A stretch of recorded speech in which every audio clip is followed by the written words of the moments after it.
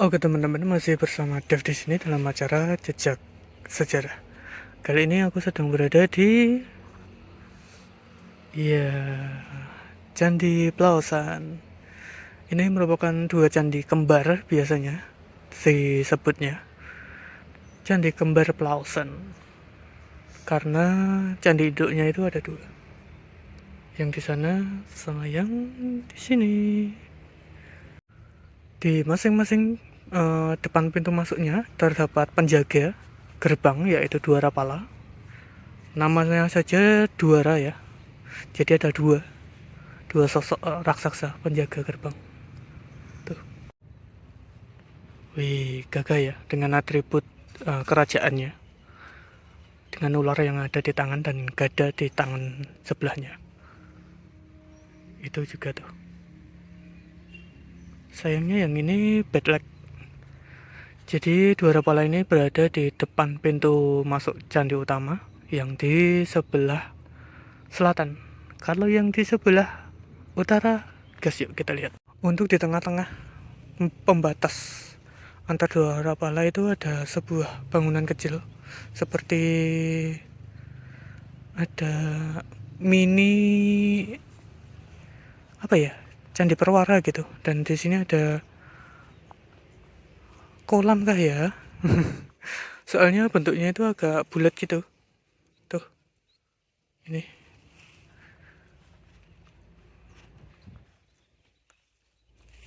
yang masih utuh sih ini ya, kemudian ke sana gitu. Ini juga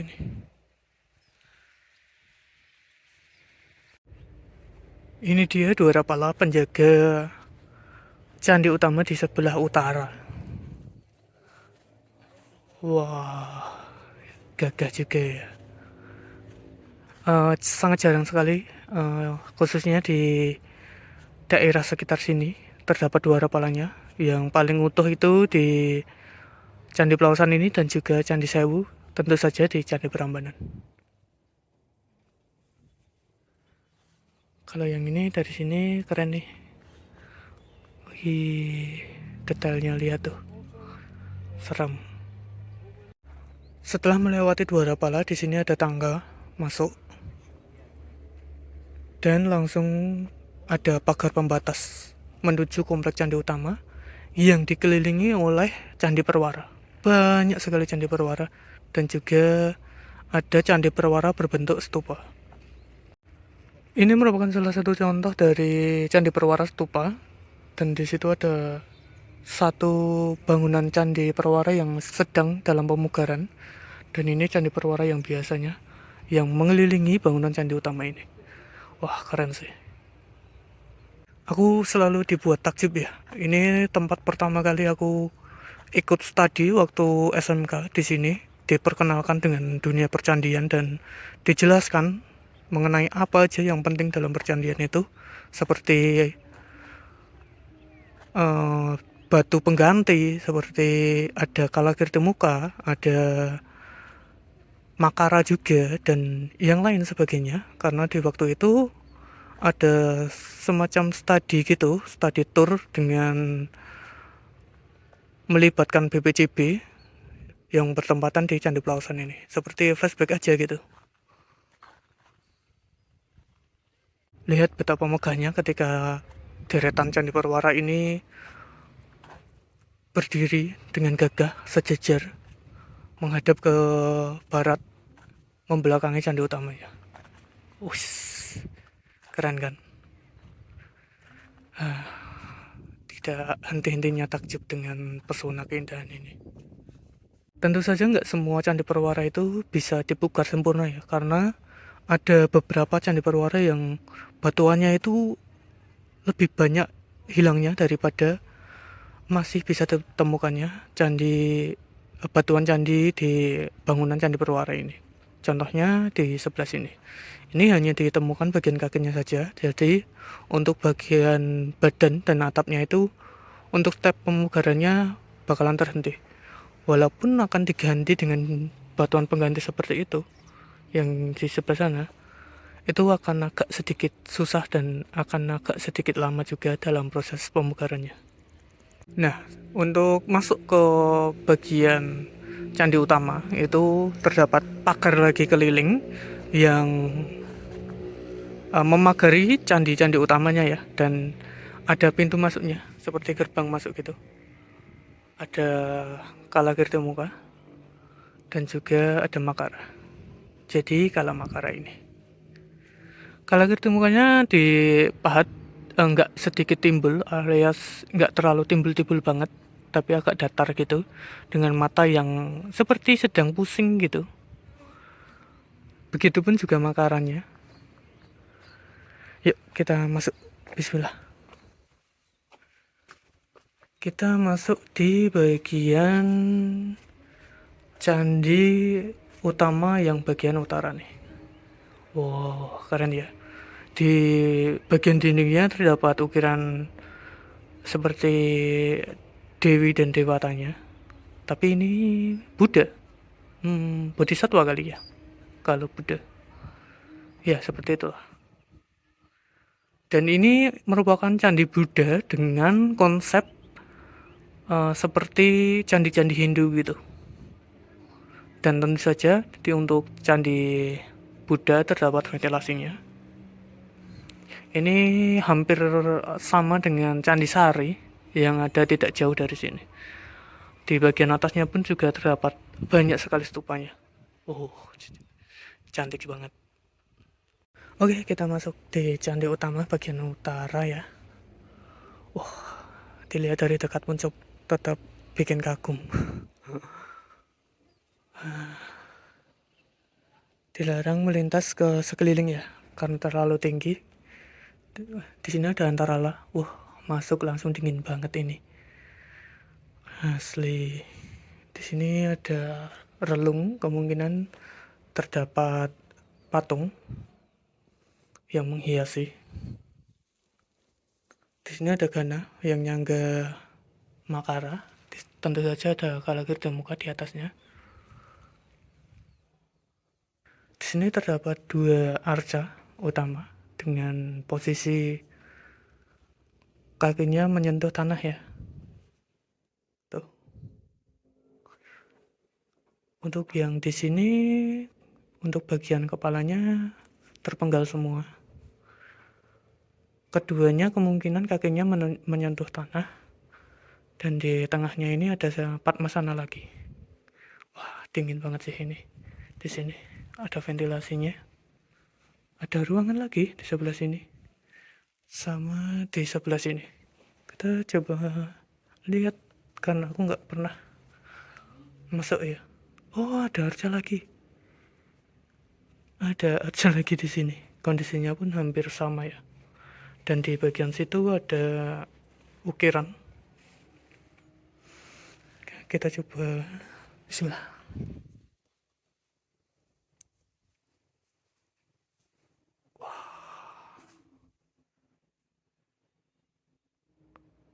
Jadi di sini itu ada seorang dewi dengan semua pelayannya. Kita masuk ke ruangan sebelahnya, kemungkinan hampir sama seharusnya. Ya, sama. Namun ini bagian kakinya agak sempurna. Untuk siapa aja yang ada di arca-arca ini, tentu saja aku nggak tahu ya. Untuk ukirannya juga hampir sama ini. Ada seorang dewi dengan pelayan-pelayannya. Wah, keren. Aku agak salfok dengan bagian atas. Di bagian atas itu ada cekungan gitu. Itu seperti ada tempat untuk meletakkan bahan organik ya. Jadi ada kemungkinan candi ini itu ada 2 lantai. Hampir sama seperti Candi Sari. Seperti fotokopian dari Candi Sari itu sendiri. Jadi ketika kemarin aku nggak bisa masuk ke Candi Sari, kemungkinan bagian dalamnya itu seperti ini. Di sini, lihat. Ini merupakan pintu untuk menuju ke lantai selanjutnya yang ada di ruangan tengah. Yang di sebelah sini merupakan pintu untuk menuju ke area yang ada di selatan. Nah, pertanyaannya, ada pertanyaan nih. naiknya lewat mana? Kalau ini ada lantai 2-nya. Aku juga masih bertanya-tanya ini. Tangganya lewat yang sebelah mana? Candi ini juga merupakan simbol toleransi agama yang cukup kental ya, di mana pembangunan candi ini digadang-gadang merupakan sebuah gotong royong dari dua agama yang berbeda, yaitu agama Buddha dan juga agama Hindu. Dan menjadi simbol kisah cinta beda agama juga. Jadi toleransi beda agama di waktu pembangunan candi ini sangat kental sekali. Mungkin salah satu salah satu zaman emas ya, atau era keemasan dari kerajaan Medang itu sendiri. Candi ini merupakan sebuah persembahan dari Maharaja Rakai Pikatan untuk permaisurinya, yaitu Sri Pamurjawardhani ya. Salah satu simbol cinta beda agama yang dituangkan dalam bentuk candi yang megah, kembar lagi. Keren banget sih. Hasilnya pun juga elok dan cantik. Lihat tuh betapa kentalnya, betapa padatnya ukiran-ukiran yang ada di candi ini.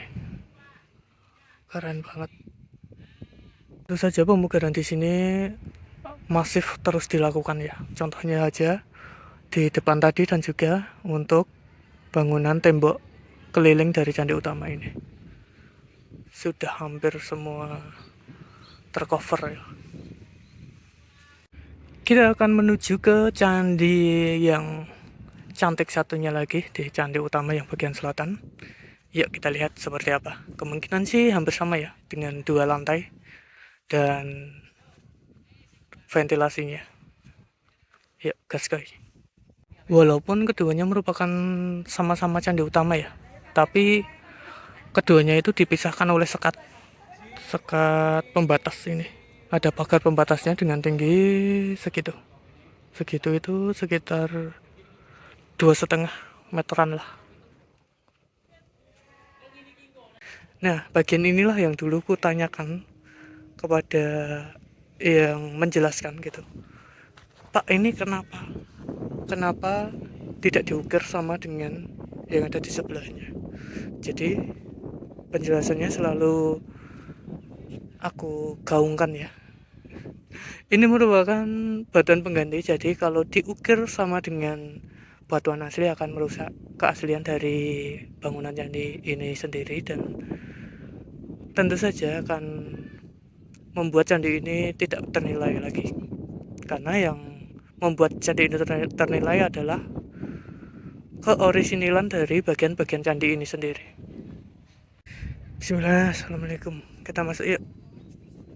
Ternyata di bagian bawah sini ada gajah yang berada di bawah makara ini. Keren banget gajahnya. Yuk masuk. Kita masuk ke bagian antara lah, tentu saja sama. Ada lorongnya. Ada kalakirti muka dan juga makara. Untuk di bagian sini, alhamdulillah arcanya ini agak sedikit utuh ya, dengan kepala masih ada, karena di bagian yang sana tadi tidak ada. Wah, cantik banget sih kalau kepalanya masih ada.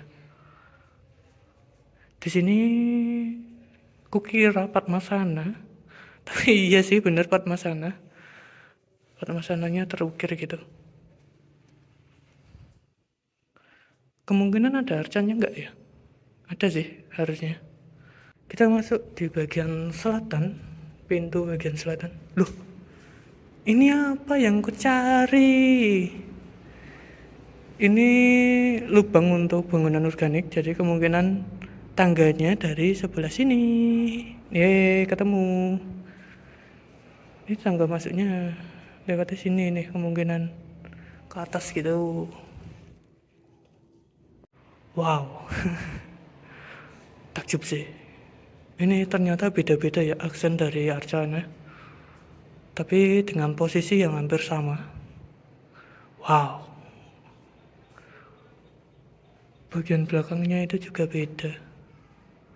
Wow, keren. Untuk yang di sini ini ada seperti raja ya, atau seorang dewa. Kalau yang di sana tadi seorang perempuan, putri gitu, dengan semua pelayannya. Di sini terdapat dua sosok yang menghadap ke arca utama, seperti sedang berdoa gitu. Dan seperti ini Padmasana di bagian tengahnya, jika utuh. Ada ukiran-ukirannya, ini keren banget.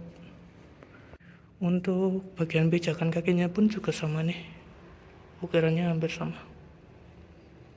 Wow, bikin terkesima melihat arca dengan keutuhan yang wah, ganteng lagi ukirannya. Lihat tuh, dengan hidung mancungnya. Untuk bangunan yang ada di bagian selatan bikin takjub semua sih. Arcanya semuanya hampir utuh semua. Dan ya, nggak bisa berkata-kata. Di sini juga sama, terdapat dua sosok yang sedang berdoa menghadap ke arca utama. Rajanya. Mungkin ini merupakan sosok Rakai Pikatan ya, Maharaja di waktu itu. Dan untuk candi yang bagian utara yang tadi itu merupakan penggambaran dari sosok Sri Pamurja Wardhani. Di bagian sini juga ada sedang bertapa ini dengan anak-anak atau pembantunya ini di bawah pohon gitu. Tuh, untuk di bagian sini nggak ada batu yang tadi ya. Jadi memang kemungkinan batu itulah tadi yang menghubungkan antara lantai 1 dengan lantai 2. Untuk bagian depan arcanya pun juga ada dua sosok yang sedang bertapa dan seperti berdoa gitu. Wow, selalu saja bikin kagum candi ini. Oke, sampai jumpa. Arca-arca yang menakjubkan. Yuk kita lihat atribut-atribut yang lain di Candi Perwara, dan juga ada pelatarannya juga loh, seperti pesanggrahan gitu. Lihat betapa megahnya jika semua Candi Perwaranya sudah terbugar seperti ini. Keren kan? Ternyata Candi Perwaranya ini membelakangi candi utamanya loh. Contohnya yang bagian sini. Ini menghadap ke bagian utara. Yang sini menghadap ke bagian timur. Aku penasaran sih bagian dalamnya seperti apa. Yuk kita intip salah satunya.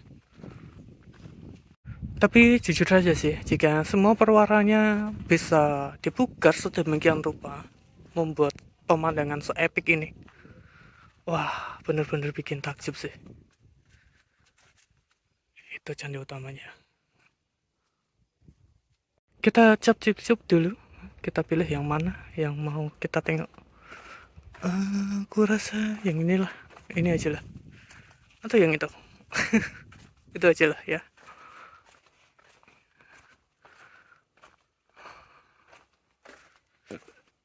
Bismillah. Ya, kosong. Ini ada apa ini dalamnya? Ada batu. Ya, kosong ternyata. Seperti ini. Sudah. Yuhu. Wah, cantiknya. Untuk di bagian paling... Loh, ini ada jaladwara ini. Ada sistem perpipaan menuju ke arah sana. Ini nih, contohnya. Ini agak ada lubang gitu. Tuh. Dan situ ada lubangnya. Malah menemukan jaladwara. Jadi di sebelah paling utara itu ada pendopo atau semacam pesanggerahan gitu, berupa ruangan gitu ya, dan tentu saja dikelilingi oleh pagar pembatas. Jadi ini beda ruang dengan candi utama tuh. Cantik sekali. Nah, ketemu juga kan jaladwaranya. Jadi kemungkinan tadi jaladwaranya itu berbentuk seperti ini. Tuh, hampir sama sih kalau dilihat-lihat. Tuh, ini juga jaladwara nih. Ini juga nih agak tembem. Nih, wah, cantiknya. Di sini kemungkinan arca-arca yang mengelilingi di bagian situ ya, pendoponya itu. Masih tersimpan rapi semuanya. Dan ada juga yang berada di bangunan ini. Wah, banyak banget. Ini kemungkinan salah satunya berada di bagian relung yang ada di depan antara layar. Dan juga ada Arca Ganesa di sini. Ding ding ding ding ding ding ding. Arca Ganesa. Itu kemungkinan merupakan arca temuan yang diamankan di sini. Tapi kok beda ya, kayak agak licin gitu. Atau baru itu. Bisa saja itu baru ya. Dilihat dari ukirannya ini merupakan Nandi. Yang itu seperti Ganesha juga itu. Wah, keren. Itu bagian dari kepala Buddha. Dan ada ukiran-ukiran prasastinya. Itu kemungkinan tanggal dan juga nama daerah yang menyumbang salah satu candi yang ada di sini. Ya, di situ juga terdapat pintu menuju ke pesanggerahannya, pintu masuk, dan wah, ini seperti pendopo dengan banyak sekali umpak. Dan bangunan ini juga yang terdapat di bagian utama dari Candi Pelausan yang bagian kidul ya. Itu ada semacam seperti ini, tempat seperti ini. Oke, kita coba naik, kita lihat seperti apa kecantikannya. Bismillahirrahmanirrahim. Assalamualaikum. Ya, panas sekali. Umpaknya banyak banget, tentu saja. Tapi di bagian tengah sini umpaknya nggak ada. Dan untuk bagian luar itu masih ada bagian umpak juga yang mengelilingi di belakang dari bagian arcanya. Keren sekali sih. Ini arca Buddha-Buddha ya. Aduh, panas sekali kakiku karena nggak pakai alas kaki. Ternyata memang berbagai macam Buddha yang ada di sini. Ada juga yang agak berisi, ada yang ramping, ada yang atributnya cuma sedikit. Ya, dengan berbagai macam posenya juga. Memang kemungkinan di bagian sinilah tempat berkumpul dan juga tempat untuk berdoa ya bersama. Itu kenapa banyak sekali arca-arca Buddha yang ditempatkan di tempat ini. Oke, sekian dulu untuk video kali ini. Terima kasih sudah mau menonton. Sampai jumpa lagi di video selanjutnya. Dadah.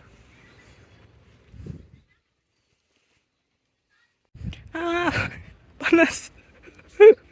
Nggak tahan. Aduh, panas sekali. Aduh, leganya. Ya Allah. Siang-siang gini berkunjung ke candi dan suruh lepas alas kaki. Tidak ada peneduhnya itu. Suatu ujian yang sangat luar biasa sekali.